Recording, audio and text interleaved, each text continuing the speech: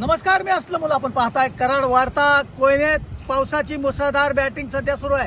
कोयना धरणात देखील येणाऱ्या पाण्याची आवक 53,000 क्युसेस एवढी झाली आहे.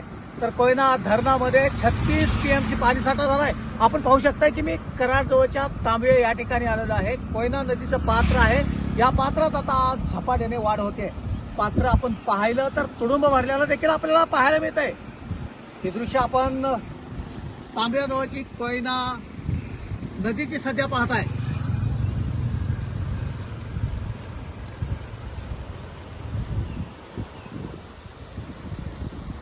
कोयना, महाबळेश्वर, नवजा या पाणलोट क्षेत्रात मुसळधार पाऊस कोसळतोय. त्यामुळे नद्यांची जी पात्र आहे ती झपाट्याने वाढताना आपल्याला पाहायला मिळत आहेत.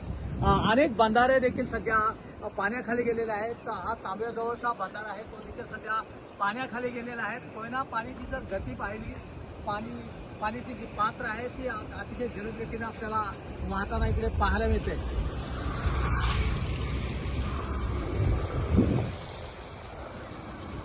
उन्हाळ्यामध्ये कोरड्या ठणठणीत पडत चाललेलं हेच कोयना नदीचं पात्र आपण पाहताय की मुसळधार पावसामुळे अशा प्रकारे सध्या आज तुडूंब भरलेला आहे. आणखीन 4 दिवस जर मुसळधार पाऊस कोयना धरण पाणलोट क्षेत्रात पडत राहिला तर नक्कीच हा पूल जो आहे कोयना नदीवरील, हा पुलाच्या वरती सुद्धा पाणी येण्याची दाट शक्यता निर्माण होणार आहे. असलमुल्ला, कराड वार्तासाठी. नमस्कार.